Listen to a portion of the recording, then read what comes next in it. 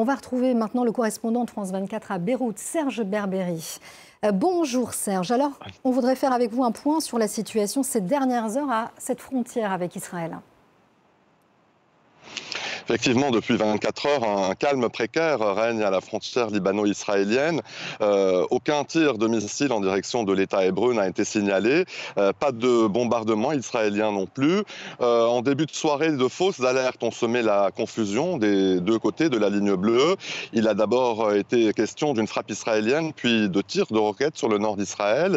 Il aura fallu de longues heures avant que ces informations ne s'avèrent inexactes.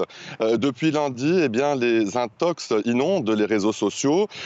Outre les tensions qu'elles provoquent sur le terrain, ces intox contribuent aussi à alimenter les craintes des habitants des régions frontalières qui vivent dans la peur d'une nouvelle guerre. Ces intox minent également le travail des journalistes, d'autant que les zones frontalières sont difficiles d'accès ces derniers jours. L'armée libanaise et la FINUL ont renforcé leur dispositif de surveillance dans plusieurs régions du sud du Liban et multiplient depuis mardi les patrouilles le long de la ligne bleue.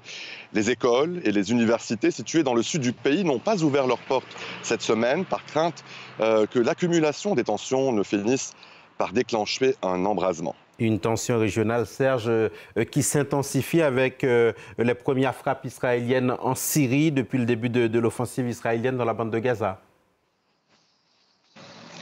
Effectivement, c'est la première fois que la Syrie est visée par des frappes israéliennes depuis le déclenchement de l'offensive du Hamas contre l'État hébreu.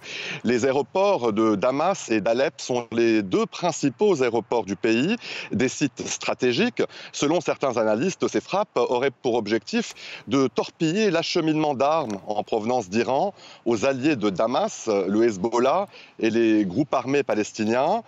Quoi qu'il en soit, les tarmacs des aéroports de Damas et d'Alep sont temporairement hors service et les avions qui devaient y atterrir ont dû être déroutés vers l'aéroport de Latakia.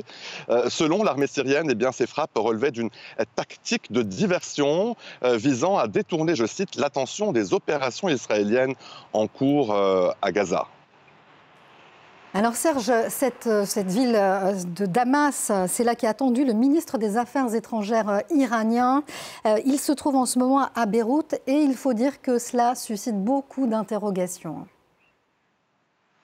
Effectivement, le timing de cette tournée régionale qu'il a débuté en Irak hier coïncide avec le balai diplomatique attendu dans les prochains jours en Israël, visant à soutenir l'État hébreu et réduire les tensions.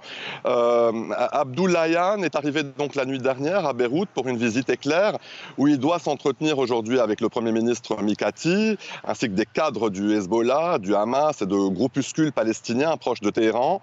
La République islamique se retrouve au centre de toutes les attentions pour son appui sans réserve au Hamas.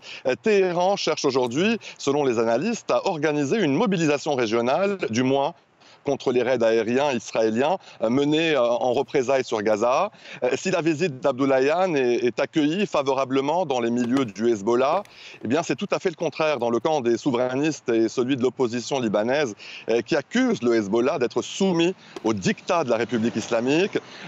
Pour les partis d'opposition, la décision sur la guerre ou la paix devrait être exclusivement entre les mains du gouvernement libanais. Merci beaucoup, Serge Berberi.